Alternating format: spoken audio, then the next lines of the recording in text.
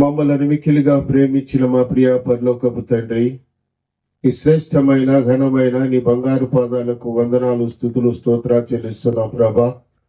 సహాయం దయచమని ఇక్కడ పనిచేసిన ప్రతి ఒక్క బిడ్డను పేరు పేరున మీరు జ్ఞాపకం చేసుకుని ఈ కూడికని ఆది నుండి అంతం వరకు మీరుగా అధ్యక్షత వహించి మహిమ పొందుకోమని మా ప్రభును మా రక్షకుడు నీ ప్రియకుమారుడు యేసుక్రీస్తు అతి శ్రేష్టమైన నామంలో మిక్కిలి వినయముగా అడిగి వేడుకొనుచు ప్రార్థిస్తున్నాము తండ్రి, ఆమేన్.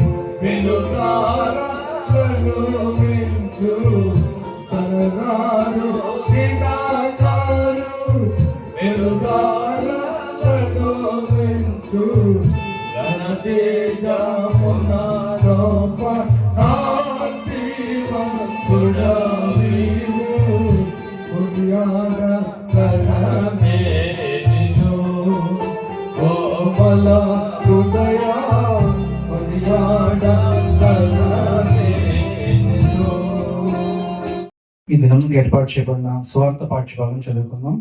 లూకా సువార్త 2వ అధ్యాయము 10 నుంచి 14 వరకు చదువుకుందాం. అయితే ఆ దూత, భయపడకుడి, ఇదిగో ప్రజలందరికీ కలగబో మహా సంతోషకరమైన సువార్తమానము నేను మీకు తెలియజేయుచున్నాను. దావీదు పట్టణమందు నేడు రక్షకుడు మీ కొరకు పుట్టి ఉన్నాడు. ఈయన ప్రభు అయిన క్రీస్తు. దానికి ఇదే మీకు ఆనవాలు. ఒక శిశువు పొత్తిగుడ్డలతో చుట్టబడి ఒక తొట్టెలో పండుకొనిలుట మీరు చూచెదరని వాడితో చెప్పాను. వెంటనే పరలోక సైన్య సమూహము ఆ దూతతో కూడా నుండి, సర్వోన్నతమైన స్థలంలో దేవునికి మహిమయు, ఆయనకి ఇష్టమైన మనుషులకు భూమి మీద సమాధానమును కలుగును గాక అని దేవుని స్తోత్రము చేయుచుండెను. దేవుడు తన పరిశుద్ధ వాక్యాన్ని దీవించి ఆశ్రయించుగాక. ఆమేన్.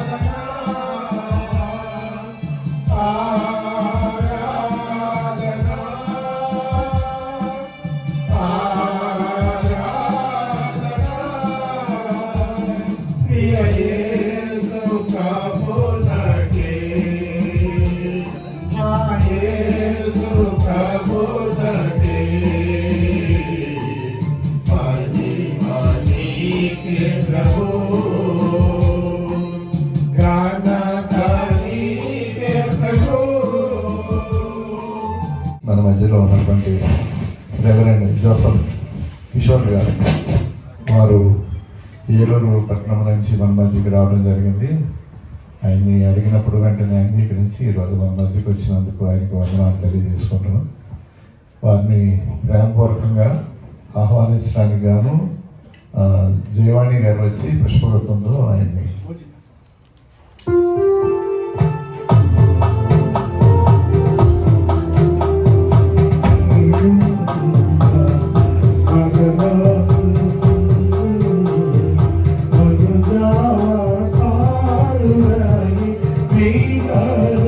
ఈరోజు మనకి వాక్యాన్ని వచ్చి అందించవలసిందిగా మన గెస్ట్ జోసఫ్ కిషోర్ గారిని ఆహ్వానిస్తున్నాం. ఉన్నటువంటి పెద్దలైన మీ అందరికీ నా ప్రత్యేకమైన శుభవందనాలు తెలియజేస్తూ ఉన్నాను.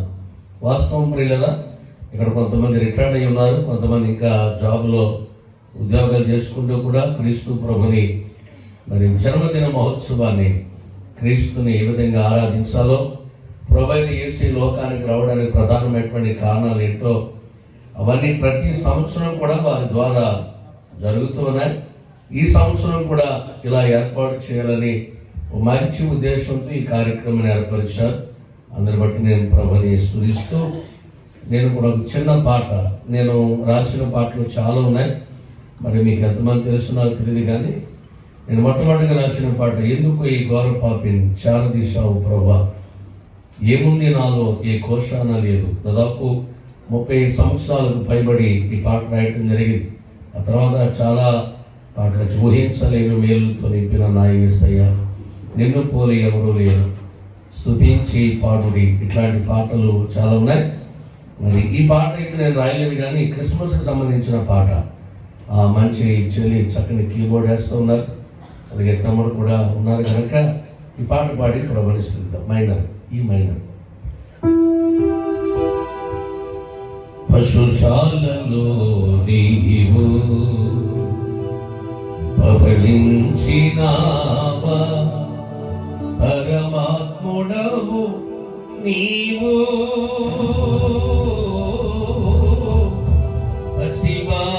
శివాలుడవు కావు. పశుశాలలో నీవు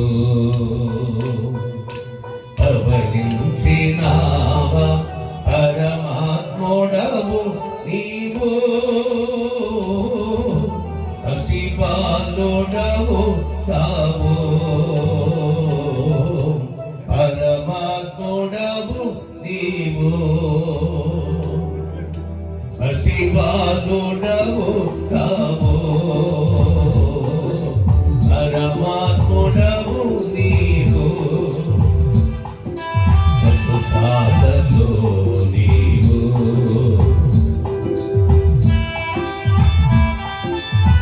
తప్పులు పడదామా? ప్రభుని ఆరాధిస్తూ, దేవదేవుని కనుగరుస్తూ, అందరూ సంతోషంగా తప్పులు కొడుతూ ఈ క్రిస్మస్ ఆరాధనలో పాల్గొన్నారు.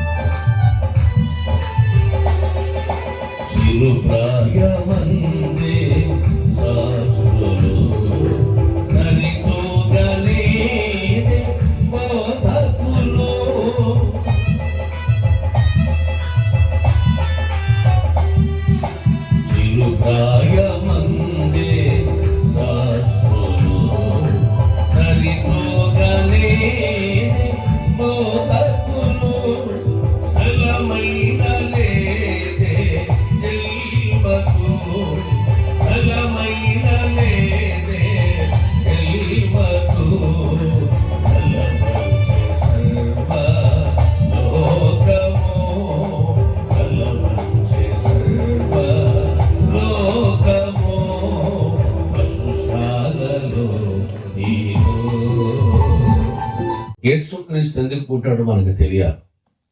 చాలా మంది అందరిలానే పుట్టాడు కదా అని అంటారు. మీరు ఒక మంచి అక్కడ ఫ్లెక్స్ మీద ఒక మంచి మాట రాసిన పైన వాక్యం ఏంటది? దావీదు పట్టణమందుడి రక్షకుడు మన కొరకు పుట్టి ఉన్నాడు. చెప్పండి, కంగారు లేదు. ఆయన పుట్టాడు అని చాలా క్లారిటీగా మన వాళ్ళు వేసుకుని క్రిస్మస్ చేస్తాం. బైబిల్ వాక్యం ఒక మాట ఉందండి, ఆయన పుట్టాడు. పాపం రక్షించిన క్రీస్తు యేసు లోకమునకు చెప్పరే వచ్చాడు. ఆయన వచ్చాడా పుట్టాడా? వచ్చాడు. పుట్ల సరే, పుట్టి వచ్చాడా వచ్చి పుట్టాడా? నేను ఎంత క్లారిటీకి రెండు మాట్లాడుతున్నానంటే ఇక్కడ ప్రభుని ఎరగని వాళ్ళు చాలా మంది ఉన్నారు. వాళ్ళకి తెలియాలి ప్రభు ఏంటో. అది నేను అడగడానికి గల కారణం అది. ఆయన పుట్టాడు అని ఒక చోట ఉంది, ఆయన వచ్చాడు అని కూడా ఉంది. ఆయన వచ్చాడా పుట్టాడా?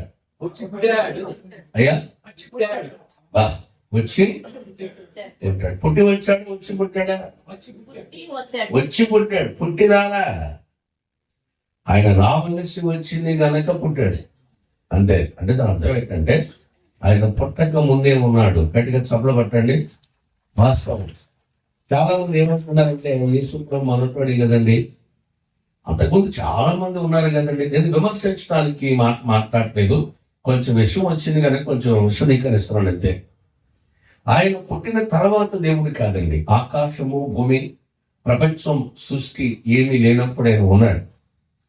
మనమైతే దాన్ని శబ్ద స్వరూపుడు అన్నారు. బిబ్లికల్ భాషలో చరిత్ర గ్రంథాలు రాశాయి, శబ్ద స్వరూపుడు అని ఉంది. మన 5వ సోదరులు దానికి పెట్టిన పేరు ఓంకార స్వరూపుడు అన్నారు. ఏదైనా శబ్దం, శబ్దమే ఈ లోకాన్ని కలిగించింది.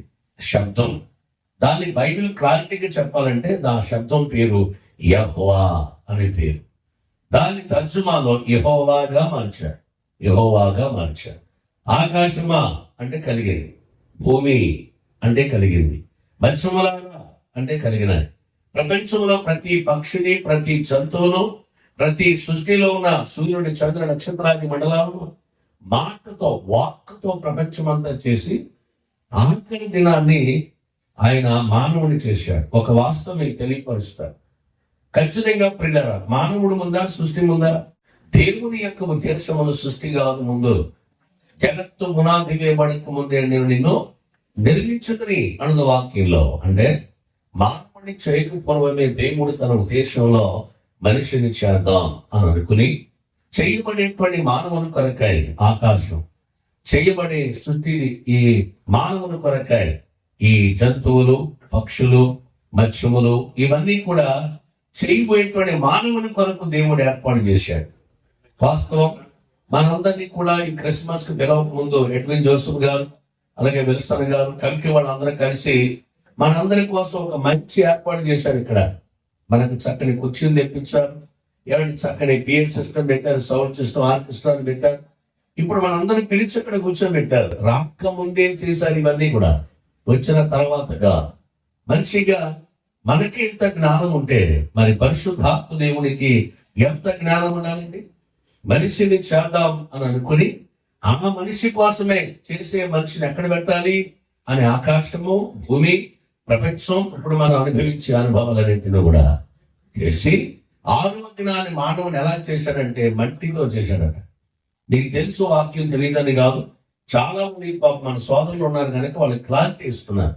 మనిషిని చేసి మనిషి నాసికానంద్రాల్లో జీవవాయువు వదగా ఆ మనిషి జీవాత్మతో లేచి నిలబడ్డాడు. తర్వాత సృష్టి క్రమం అంతా కూడా మీకు ఎలా వచ్చిందో తెలుసు. నేను ఇవన్నీ ఎందుకు చెప్తానంటే చేసిన వాడు దేవుడు.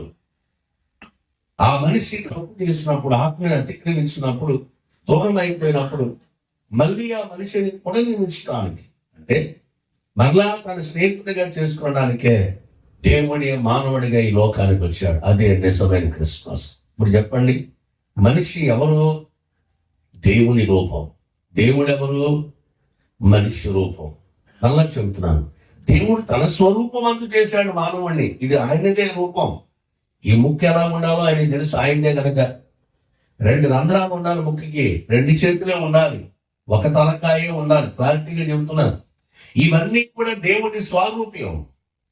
ఆ రూపాన్ని ఇచ్చిన దేవుడు తనే తన రూపంలో మళ్ళీ లోకానికి రావడం గల కారణం, తాను చేసిన మానవుడు చెడిపోయి పడిపోయినప్పుడు తిరిగి మళ్ళా లేపడానికి దేవుడే మానవుడిగా ఈ లోకానికి వచ్చిన సందర్భాన్ని మనం క్రిస్మస్ అని అన్నాం. క్రిస్మస్ అని అంటే క్రీస్తుని ఆరాధించడం. ఎందుకు ఆరాధించాలంటే ఆయన ఈ లోకానికి వచ్చాడు కనుక. ఎందుకు వచ్చాడు యేసుప్రభువు వారు? రావలసి వచ్చింది. ఆరాధించడానికి జ్ఞానులు వెళ్ళారు, ఆరాధించడానికి గొర్రెల కాపరులు వెళ్ళారు, ఆరాధించడానికి తర్వాత చాలా మంది ప్రభుని స్తుతిస్తూ ఆరాధిస్తూ ప్రపంచానికి తెలియపరిచారు. మంచిదే. ఇలాంటి ఆరాధనలో ఒక వాస్తవం చెప్తారు. ఇక్కడ వాక్యం చెప్తున్నాను. నేను కూడా ఒకప్పుడు దేవుని బిడ్డనేమి కాదు, చాలా వ్యతిరేకం. నేను దేవునికి వ్యతిరేకని, సేవకుని ఇలా వాక్యం చెప్పేవారికి వ్యతిరేకని. భయంకరమైన పరిస్థితిలో పుట్టి పెరిగానేమో, స్నేహితుల వల్ల తల్లిదండ్రులు బాగానే పెంచారు. మా నాన్నగారు బిఎస్ఎన్ఎల్ ఎస్డిఓటి టెలికమ్యూనికేషన్ లో, మా మామయ్య మేనమామ పోలీస్ డిపార్ట్మెంట్ ఎస్పీ. బాగా చదువుకున్నాను నేను, చదువు సంధ్యాలని ముందుగా. ఇలాంటి సేవకుడిని చాలా మందిని కొట్టడానికి, తిట్టడానికి, విమర్శనాత్మకంగా దేవుణ్ణి రకరకాలుగా ఇలాంటి కోరికలు పాటిస్తున్న దుర్మార్గుడిని. కానీ నేను ప్రభువు నమ్ముకోవడానికి కారణాలు చాలా ఉన్నాయి. ఆ కారణాలు ఏంటో చెప్పాలంటే టైం లేదు, కానీ ఈసారి ఎప్పుడైనా మీ సంఘాలకి చర్చలకు వెళ్తుంటారు, చెప్తే బాగుంది, కానీ టైం లేదు కనుక నేను ముగిస్తున్నాను. కాబట్టి ప్రియులారా, నాలాంటి దుర్మార్గుని సైతము ప్రేమించి, నాలాంటి విరోధిని సైతము సహించి, నా జీవితాన్ని మార్చి తన దాసునిగా చేసిన మహా గొప్ప దేవుడు ప్రభువైన యేసుక్రీస్తు. ఈ పగటి వేళ యేసు ప్రభు మనతో మాట్లాడుతున్న వాక్యం ఏంటంటే, ప్రభు ఈ లోకానికి రావడానికి గల కారణం అది. యేసు ప్రభు చేత ఈ లోకానికి వచ్చాడు మనందరి కోసమే. ఆయన రావటం కారణం చనిపోవడానికి వచ్చాడు. ఆయన ఎందుకు చనిపోవడానికి వచ్చాడు? ఆయన ఎందుకు మరణించడానికి వచ్చాడు అంటే, లోక గ్రంథాలు చాలా ఉన్నాయి. యజుర్వేద, ఋగ్వేద గ్రంథాలు, ఉపనిషత్తులు, భగవద్గీత, ఇవన్నీ కూడా మంచి గ్రంథాలు, నేను కాదన్నా. కానీ ఆ గ్రంథాల్లో చెప్పిన సారాంశాన్ని నెరవేర్చడానికి వచ్చిన ఒక యుగ పురుషుడు, నిజమైనటువంటి దేవుడు ప్రభువైన యేసుక్రీస్తువా. ఏం చెప్పిందండి గ్రంథాలు? అవన్నీ పాపము చిందించినదే, పశ్చాత్తాపానికి విలువలేదన్నారు, రక్త ప్రోక్షణం కావాలి అన్నారు, రక్తములోనే తమ పాపము పోగొట్టుకోవాలన్నారు. వచ్చిన చదివించడానికి కూడా టైం లేదు, ఎందుకంటే విషయంగా నాకు టైం ఇచ్చేసారు. ఆయన చేతులు ముగిస్తున్నాను. కాబట్టి ప్రియమైన వాళ్ళ, నాటి నుంచి నేటి వరకు కూడా ప్రతి మనిషి కూడా తమ పాపాన్ని పోగొట్టుకోవడానికి ప్రయత్నిస్తున్నాడు. వారి పాపాలు ఎలా పోగొట్టుకోవాలి? ఎలా పోతాయి పాపాలు? అన్నదానాలు, గోదానాలు, భూదానాలు చేస్తే, పుణ్యాలు చేస్తే పాపం పోయేటట్టయితే డబ్బులున్న వాళ్ళందరూ కూడా పుణ్యాలు చేయగలరు. మరి పేదవాడి సంగతి ఏంటి కదా? కాబట్టి పుణ్యాల వల్ల పరలోకం రాదండి. మనిషి బ్రతుకు గల మారితే క్రీస్తు రక్తంలో ఎలాగైతే కడగబడతారో ఒక చిన్న మాట మీకు చెబుతాను. ఎంతమంది ఉండగా ఈ సువార్త గొర్రెల కాపర్లకి ఎందుకు చెప్పింది? గబ్రియలు దూతల్లి బొయాసు పొలములో చలి కాచుకుంటూ గొర్రెల కాపరుకున్నటువంటి గొర్రెల కాపరు గొలలు కాదండి. చాలా మంది తెలియక గొలలు అన్నారు. గొలలు కాదు. ఇండియాలో తప్ప ఈ జాడ్యం, కులజాడ్యం ప్రపంచంలో ఎక్కడా లేదండి. అక్కడ గొలలు ఉండరండి.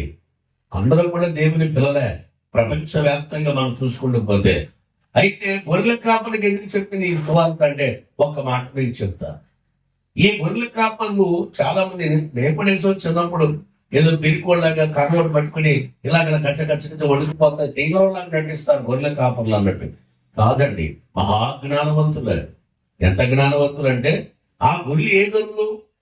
ప్రత్యక్ష గుడారంలో బలిపీఠం ఒకటి ఉంటుందండి. బలిపీఠం అలా దూరం అంటే ఇక్కడ సేవకుడు ఉంటాడు. ఈ సేవకుడి దగ్గరికి ధర్మశాస్త్ర ప్రకారంగా ఒక గొర్రెను, ఒక జోసెఫ్ కిషోర్ పాపం పోవాలంటే ఒక గొర్రె వధించబడాలి. గొర్రె వధించబడితే ఖచ్చితంగా ప్రాయశ్చిత్తార్థం జరిగినట్లే అన్నట్లుగా ధర్మశాస్త్రంలో రాయించాడు. అది ధర్మశాస్త్ర కాదు.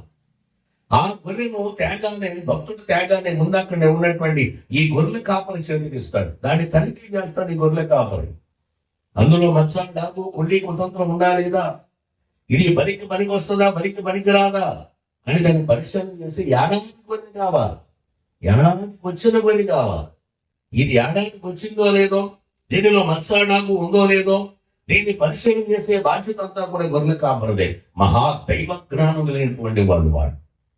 ఇది పనికి వస్తుంది అని చెప్తే పాస్టర్ గారికి ఇస్తాడు, ప్రార్థన చేస్తాడు, భక్తుడు పట్టుకెళ్తాడు, బలిస్తాడు. అది కథ. అయితే ప్రియులారా, జరిగే పరిస్థితి అదైతే ఈ గొర్రెకు పనికొచ్చేది పనికిరాని చెప్పేటువంటి బాధ్యత గొర్రెల కాపరిది, ఆ గొర్రెల కాపరిది. అయితే ఈ దూత వాళ్ళకి ఎందుకు చెప్పిందంటే, గబ్రియేలు, గొర్రెల కాపర్లారా, ఒకటి పాపం పోవడానికి ఒక గొర్రె కావాలిగా, దాన్ని తనిఖీ చేసి పనికొచ్చేది పనికిరానికి సత్వే చేసేది మీరే కదా. అయితే చెప్తున్నాను, లోక పాపం మోసుకుని పోయే దేవుని గొర్రె ఒకటి పుట్టింది. వెళ్ళండి, దాన్ని తనిఖించండి, అది పనికి వస్తుందా పనికి రాదా అది మీరు చూచి మీరే చెప్పండి లోకానికి అన్నప్పుడు ఈ గొర్రెల కాపరులు ఇందాక సోదరుడు వాక్యం చదివారు కదా, ఆ క్రింద జరిగిన వృత్తాంతం అదే. సర్వోన్నతమైన స్థలములో దేవునికి మహిమ, ఆయన ఇష్టమైన ప్రజలకు భూమి మీద సమాధానం అని చెప్పగానే గాబ్రియేలు చెప్పి వెళ్ళిపోయిన వెంటనే దూతలు తమ మాటలు విని దైవజనుడు మాట, దూత మాట దేవుని మాటగా స్వీకరించి వారు అప్పుడే ప్రయాణం గట్టి వెళ్ళారు. వెంటనే బెత్లెహేము పొలంలోకి వెళ్ళి పొత్తు గుడ్డలతో చుట్టబడినటువంటి బాలయేసును చూచి ఈయన పసిబాలుడు కాదు పరమాత్ముడని వారు చూచిన దాన్ని విన్న దాన్ని ప్రపంచమంతా చాటిన మొదటి సువార్తికులు గొర్రెల కాపరు. ఈ రాత్రి నేను మాట చెప్పడం గల కారణం ఏంటంటే, ధర్మశాస్త్రం అప్పుడు దాకా నడిచింది బలి లోక కళ్యాణార్థమై యాత్ర బలి పశువుగా సరిపడే వచ్చిన యాత్ర నిజమైనటువంటి దేవుడు, బలి కావలసిన వాడు, బలి అయిన వాడు, మన కొరకు సరిపడి వచ్చిన మహానీయుడు ప్రభువైన యేసుక్రీస్తు అని చెప్పడానికి ఏ సందేహం లేదు. నేను విమర్శించట్లేదు, ఆయన యుద్ధాలు చేయడానికి రాలేదండి, యుద్ధంలో వీరమరణం పొందటానికి. ఎవరితో యుద్ధం? లోకంలో రకరకాల యుద్ధాలు చేసేవాడు చాలా మంది ఉన్నారు, జయించేవాడు. ఎవరికి మీకు బాగా తెలుసండి, మధ్యరాట్ వీరబ్రహ్మంగా, పోతులూరి వీరబ్రహ్మంగా, కాలజ్ఞానం అని గ్రంథాన్ని రాశారు. చాలా మంచివారు ఆయన, చాలా మంచివాడు. కాలజ్ఞానం కూడా చాలా అద్భుతమైనటువంటి గ్రంథం. వినండి, ఆ గ్రంథంలో చెప్పిన మాట ఏంటంటే, బాబు ప్రపంచమంతా కూడా ఇప్పుడు నన్ను దేవుడు అంటున్నారు, నేను కాదురానైనా ఇదిగో నాకు సమాధి తొలిపించుకున్నాను, అందులోకి వెళ్ళిపోతున్నాను అని ఆయన సమాధిలోకి వెళ్ళిపోతూ ఒక మాట చెప్పాడు. నాకు వెనక్కి ఆయన రాబోతున్నాడు, ఆయన నిజమైన దేవుడు, నేను కాదు. ఎవరా దేవుడు అంటే వీర భోగ వసంతరాయుడు అన్నాడు. వీర భోగ వసంతరాయుడే నిజమైన దేవుడు అన్నాడు. రమంగా సాక్షాత్ ఆయన చెప్పిన మాట. వీరుడు అంటే ఎవరండి? వీరుడు అంటే ఎవరు చెప్పాలి, నా పిల్లలు కూడా అయింది అమ్మా. వీరుడు అంటే ఎవరు? గెలిచినవాడు. ఎవరిని గెలవాలి? తన ముష్టి యుద్ధంతో ప్రపంచాన్ని మట్టి కల్పించాడు. ముష్టి యుద్ధం అని ఎందుకంటే దాని పేరు అదే. మైక్ టైసన్ కొట్టి చంపేస్తాడు ఎవరిని, దాన్ని ముష్టి యుద్ధం అన్నాను. అచ్చు తెలుగులో ప్రపంచాన్ని గెలిచాడు కానీ ఏం చెప్పమంట, ఈ మధ్య ఊగుతూ నడిచాడు ఓ చోట. అది కాకండి యుద్ధం అంటే ఒకడు చంపు తినేయటం కాదు. ఒక ఆయన ఈ మధ్య గెలిచాడు, నేనే విజయం అన్నాడు. మంచిది, నేను కాదంటలేదు. ప్రపంచాన్ని గెలిచిన వాడు కాదు, మరణాన్ని గెలిచిన వాడు నిజమైన వీరుడు. ప్రపంచాన్ని గెలిచి వాడిని గెలిచి వీడిని గెలిచి కాదు. మరణం మన భయంకరమైన శత్రువు అండి. ఆ మరణాన్ని గెలవడానికి ప్రభు ఈ లోకానికి వచ్చాడు. మరణించాడు, మరణాన్ని గెలిచాడు. మరణవారి ఉల్లేఖనే అడిగాడు, మరణాన్ని అపహాసించాడు, మరణాన్ని తొక్కాడు. నిజమైన వీరుడు. వీర భోగ అంటే భోగ భాగ్యములు విడిచిపెట్టి వచ్చిన వాడు ఈ లోకానికి. భోగ భాగ్యములు విడిచిపెట్టి లోకానికి వచ్చిన నిజమైన దేవుడు అండి. మొదటి రాకది. రెండవది వసంతం అంటే పెండ్లి, కుమారుడు అంటే పెండ్లి కుమారుడే, రాయుడు అంటే కుమారుడు. వీర భోగ వసంత రాయుడు అంటే క్రీస్తు మొదటి రాకను క్రీస్తు రెండవ రాకను కూడా వీర బ్రహ్మం గారు చాలా గొప్పగా చెప్పారు. ఇలా చెప్పుకుంటే అనేక మంది క్రైస్తవేతరులే చెప్పారు యేసుప్రభు నిజమైన దేవుడు అని. ఆయన లాంటి దేవుడు ప్రపంచంలో లేదని చెప్పకుండా వచ్చారు. ఉన్నతమైన దేవుడు అన్నారు. అవన్నీ చెప్పే సందర్భం లేదు కానీ నేను చాలా సిద్ధపడి చేశాను. దాదాపు మీరు 45 నిమిషాల గంట సుమారు చెప్పాడు అన్నారు నాతో ఫోన్లో మాట్లాడినప్పుడు. టైం లేదు, మీ అందరికీ తెలుసు యేసుప్రభు రక్షకుడని క్రీస్తు ప్రభుని పట్టుకుందాం. ఎందుకంటే ఎంత బ్రతికి అక్కడ గోత్రం ఇక్కడ గోత్రం కాదు, నెక్స్ట్ ఏంటని మనకు తెలియాలి. జోసఫ్ కిషోర్ చనిపోయిన తర్వాత ఎక్కడికి వెళ్ళాలి అని వీడికి తెలియాలి. నాకు తెలిసింది గనక, నాకు అర్థమైంది గనక ప్రభు బిడ్డగా మార్చబడ్డాడు. నేను సేవకుడు అవుతాడు అనుకోలేదు, ప్రభు మార్చాడు జీవితం. కాబట్టి ఎరిగిన వాడిగా, దేవుని వాక్యం తెలిసిన వాడిగా, మీకు తెలియదని కాదు, చిన్నవాడినైనా మీకంటే వాస్తవం చెబుతున్నాను, సత్యాన్ని తెలుసుకోండి. నిజాన్ని తెలుసుకోండి. రక్షకుడు పుట్టాడు, ఆ రక్షకుని కలిగి ఉందాం. నిజ రక్షణ ఇచ్చేటువంటి నిత్యరాజ్యమైన పరలోక రాజ్యానికి వెళదాం. అట్టి కృప ప్రభు మనకు అనుగ్రహించును గాక.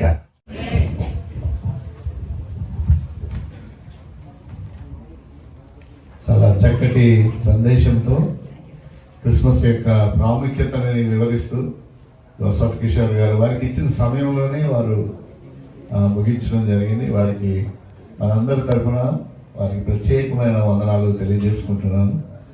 ఈ సమయంలో మన డిఈ గారు మన మధ్యలో ఉన్నారు, వారిని గౌరవించుకోవాలి. దాస్ బాబు గారు వచ్చి వారిని పుష్పగుచ్చంతో ఆహ్వానించవలసిందిగా కోరుతున్నాను.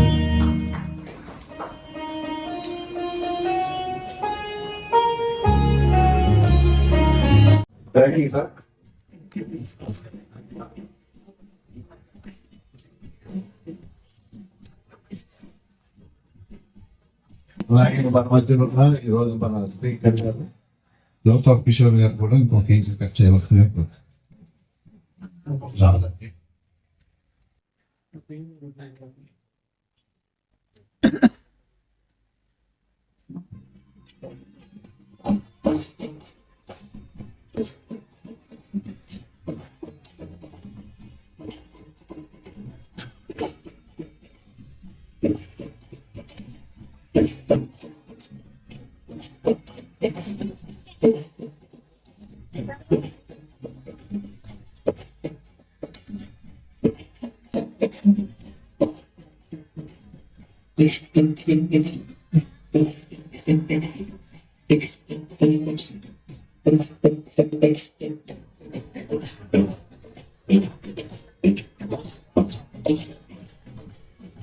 తర్వాత మన మధ్యలో ఉన్న డిఈ గారిని గ్రీటింగ్స్ చెప్పవలసిందిగా చెప్పబడుతున్నాను క్రిస్మస్ సందర్భంగా.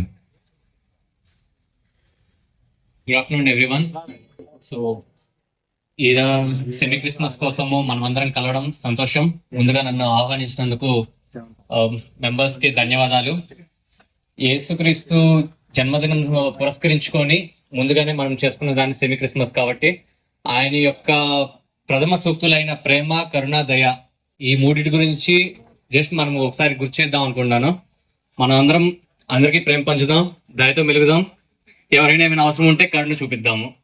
సో దాంతో పాటు మనం ఈ లోకో షెడ్ లో వర్క్ చేస్తున్నందుకు మనందరం మన వర్క్ ని సక్రమంగా నిర్వర్తిస్తూ హ్యాపీగా ఉండాలని కోరుకుంటూ merry Christmas to everyone. Thank you.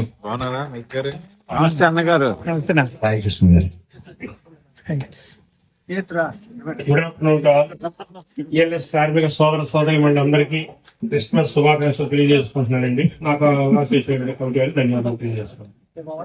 Thank you Sai గారు. మన మధ్యన విక్షాల్ గారు ఉన్నారు, ఎస్ఎస్సి M6. వారు కూడా క్రిస్మస్ సందర్భంగా 2 మాటలు చెప్పవలసిందిగా.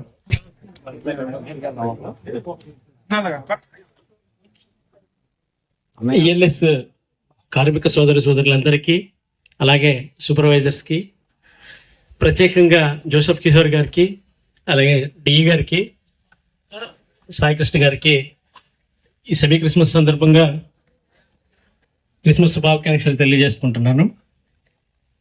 అలాగే యేసుక్రీస్తు ప్రభు వారు ఈ లోకానికి ఏతంచి మన పాపముల నిమిత్తము ఆయన కల్వరి శిలువలో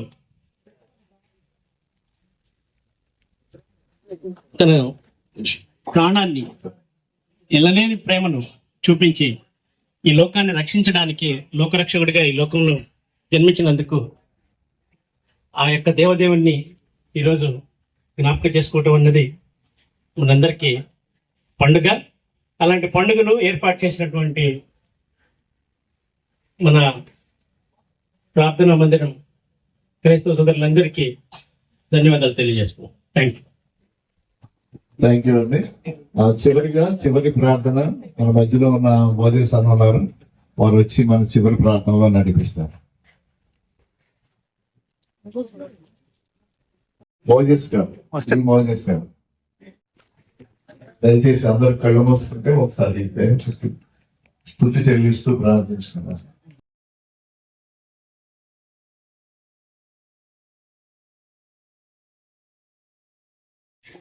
ప్రార్థన చేస్తున్నామండి.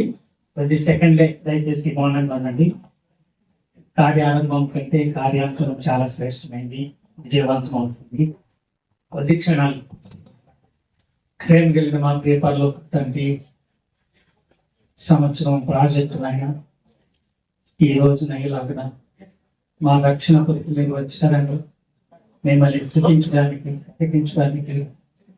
అధికారులు, సహ పనివారు, రిటైర్ అయిన వాళ్ళు, సహోదరులు, సహోదరులు, మీ సేవకులు అందరూ నాయన కలిసి వచ్చి ఒక చోట భూమి మీద సమాధానాన్ని కలుగు చేయడానికి వచ్చిన దేవుడుగా మిమ్మల్ని స్తుతించడానికి వచ్చిన సమయాన్ని బట్టి మిమ్మల్ని స్తుతిస్తూ ఇవ్వబడిన సందేశాన్ని మా హృదయాల్లో ఆశీర్వదించమని ఆలోచన చేయడానికి సహాయం చేసి మిమ్మల్ని అంగీకరించి రక్షణ పొందడానికి సహాయం చేయమని ఈ కార్యక్రమానికి ఎంతో శ్రమించి కష్టపడి పనిచేసిన ప్రతి ఒక్కరిని దీవించమని అధికారులను, సూపర్వైజర్స్ను, కార్మికులను ప్రమాదకరమైనటువంటి యంత్రాలతోటి నాయన హై వోల్టేజ్ తోటి పనిచేస్తూ అనేక మంది దేశంలో వివిధ స్థలాలకు సురక్షితంగా చేరడానికి ప్రయోజనకరమైనటువంటి లోకోమోటివ్స్ ను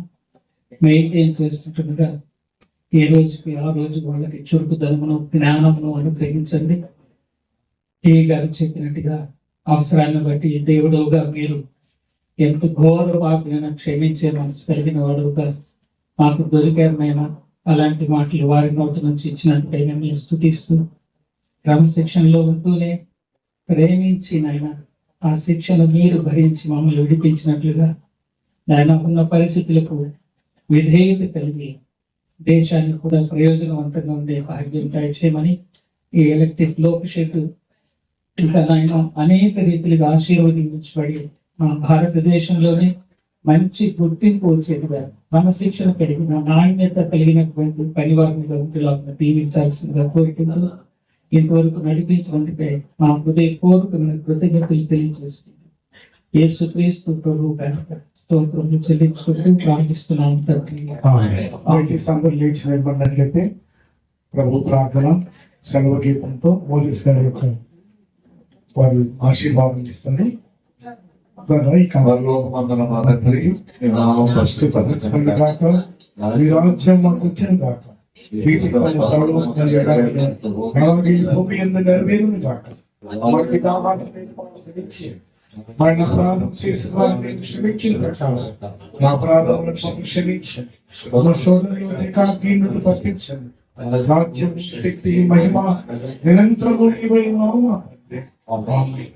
తండ్రి అయిన దేవుని ప్రేమ, కుమారుడు ప్రభు అయిన యేసుక్రీస్తు కృప, పరిశుద్ధాత్మ దేవుని అన్యోన్య సహవాసము ఇప్పుడు ఎల్లప్పుడూ మనందరికీ, ప్రత్యేకించి ఎలక్ట్రిక్ లోక్ షెడ్ లో పనిచేస్తున్నటువంటి కార్మికులకు, సూపర్వైజర్స్ కు, ఆఫీసర్స్ కు నిరంతరము తోడుగా ఉండి ఆధ్యాత్మికమైనటువంటి చింతనతో పాటు స్వచ్ఛమైన పరిపాలన అందించడానికి సహాయం చేయనుగాక.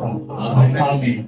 ఆశీర్వాదము మా మీద వర్షింపచేయు మీసా, ఆశతో నమ్మియున్నాము నీ సత్యవాదతము. ఈ మాయ మీద కృపణించుము దేవా, బ్రహ్మణ ప్రేమ వర్షము కృపణించుము దేవా.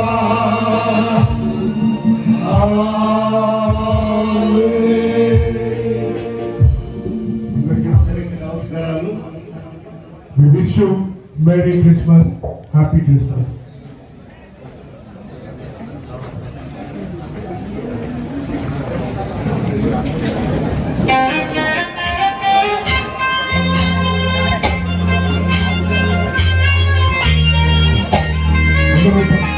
కేక్స్, స్వీట్ కూడా తీసుకొని అందరూ వెళ్ళవలసిందిగా కోరుతున్నాం.